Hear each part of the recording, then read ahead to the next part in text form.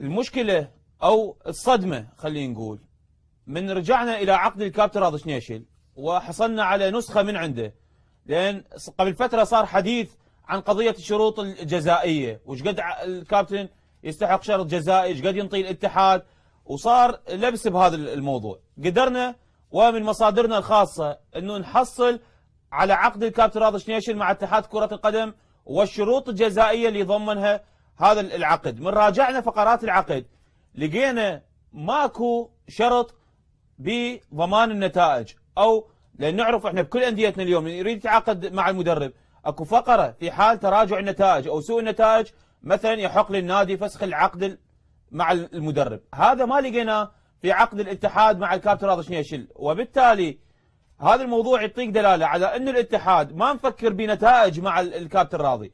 طبعا هاي نسخه من العقد، خلي اروح على الشروط الجزائيه اللي هو اهم ما في الموضوع. يقول في حال فسخ العقد من قبل الاتحاد، هسه نوضح لكم شنو الشروط الجزائيه بالعقد. في حال فسخ العقد من قبل الاتحاد بدون سبب وبعد سنه واحده من توقيع العقد يحق او يجب على الاتحاد ان يدفع رواتب للمدرب لمده 12 شهر. هاي النقطه شنو؟ يعني بعد سنه من توقيع العقد كابتن راضي، اذا الاتحاد راد يفسخ العقد وياه لازم يعطيه رواتب مال سنه كامله 300 مليون. بعدين موضح لك الرقم 300 مليون مال سنه. هنا يقول في حال فسخ العقد من قبل الاتحاد بدون سبب وقبل سنه من توقيع العقد، فالاتحاد عليه ان يكمل السنه ويدفع مال سنه ثانيه. يعني الاتحاد لو مفكر كان يفسخ العقد مع الكابتن راضي قبل فتره، فعليه ان يكمل رواتب مال سنه ومال سنه ثانيه، يعني يطلع ايضا بال 500 مليون الشرط الجزائي.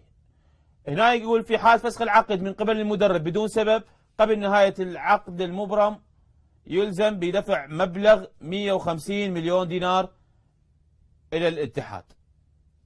وهذه الشروط قدامكم واضحه والنقاط يعني طويله جدا.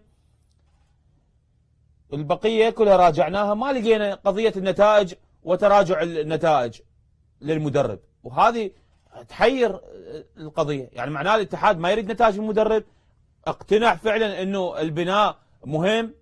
زين البناء اذا جاء على سمعه الكره العراقيه شلون بهاي المرحله؟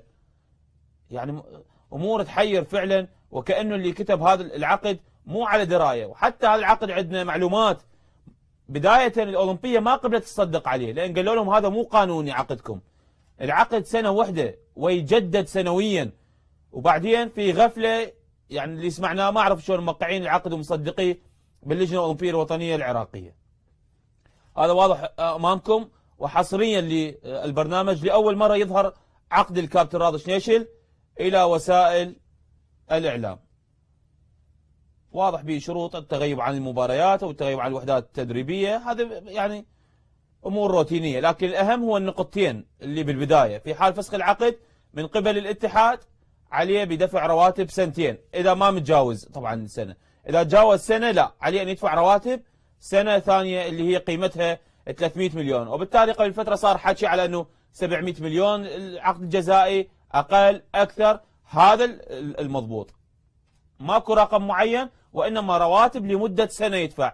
هذا في حال الكابتن راضي كمل سنه، عليه يدفع الاتحاد سنه كامله. نتمنى التوفيق لمنتخبنا، نتمنى التوفيق للكابتن راضي، وان شاء الله العقد يستمر 3 سنوات. هذا شو وقت ان شاء الله في حال تحسن نتائجنا المرحله الثانيه، وهذا الشيء المنتظر وهذا الشيء اللي نتمناه حقيقه قلبا وقالبا.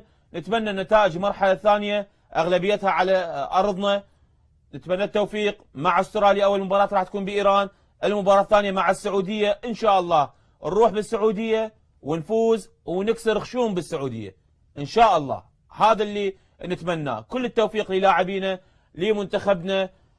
طبيعي جدا اليوم عندما اعلن الاتحاد تمسكه بالمدرب، احنا اليوم نروح مع هذا الخيار وندعم المنتخب الوطني بكل الطرق اللي نقدر عليه بغية تحقيق النتائج. لكن النتائج شيء مهم جدا. البناء نعم على عيني وعلى راسي، لكن النتائج لا تقل أهمية عن البناء. ما أقبل اليوم ولا واحد يقبل أنه أنت تبني وبنفس الوقت تخسر، هذا يسموه تهديم وليس بناء. نتمنى هذا نطلع غلط ونتمنى احنا غلطانين كل حلقاتنا السابقة نطلع والنتائج والمستوى يتحسن في المرحلة الثانية.